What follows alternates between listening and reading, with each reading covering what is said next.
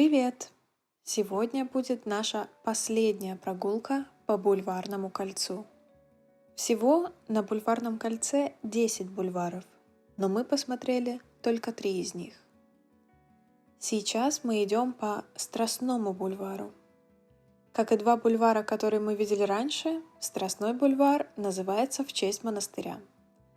Но этот монастырь мы сегодня не увидим, потому что его больше нет. Он был полностью разрушен во времена Сталина. Но у нас есть шанс посмотреть, что было вокруг него и что построили на его месте. А еще вы можете заметить, что на этом бульваре стало больше людей, больше домов, больше машин, и даже дома стали больше. Это потому, что мы находимся в самом сердце Москвы и подходим к центру Бульварного кольца.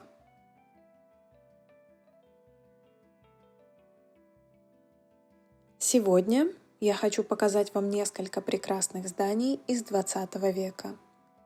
И вот первое из них. Его построил мой любимый московский архитектор. В 20 веке это было здание газеты «Утро России». Вы даже можете видеть это название на нем.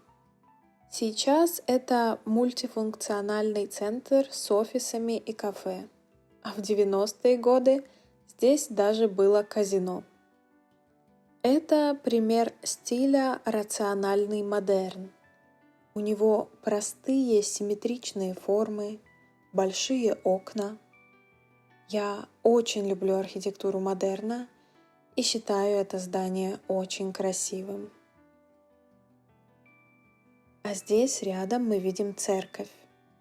У нее необычный стиль.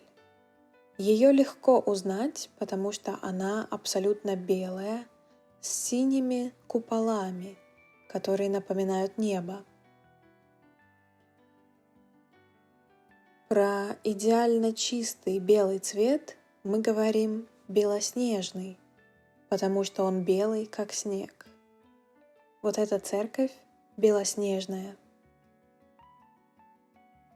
Москва – это известный город архитектурной эклектики.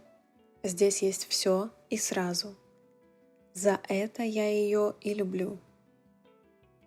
Поскольку Страстной бульвар находится в самом центре Москвы и встречается с ее главной улицей, логично, что это место изменилось больше всех, и в 20 веке его сильно перестроили. Здание, на которое мы сейчас смотрим, очень известный пример архитектуры 20 века, эпохи конструктивизма. Скоро мы посмотрим на него поближе. Сейчас я стою там, где раньше был Страстной монастырь. Вообще, монастырь был очень большой и занимал много места.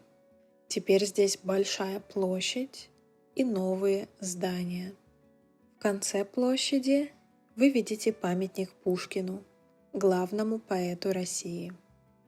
Когда Страстной монастырь еще стоял здесь, памятник Пушкину был напротив монастыря, на Тверском бульваре, и Пушкин смотрел на монастырь. И только в 20 веке, когда монастырь снесли, памятник переставили на его место. Интересно, что во время советского периода, когда Страстной монастырь уже закрыли, но еще не снесли, здесь был антирелигиозный музей.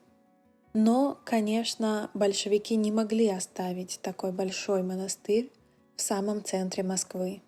Они строили новый мир, и в новом мире не было места религии и церкви. Поэтому монастырь снесли в 1937 году. Еще на старых фото вы видите, что рядом с монастырем выросло вот это необычное здание. И оно могло бы выглядеть вот так. Но на самом деле выглядит так. Это новое здание революционной газеты «Известия». Я знаю, что есть много людей, которые считают архитектуру 20 века некрасивой. Но я не согласна. Мне очень нравится стиль конструктивизм. Мне нравится эта простая геометрия, простые линии, но вместе с этим они никогда не выглядят скучно. А что вы думаете об архитектуре 20 века? У вас есть любимые здания? Напишите в комментариях.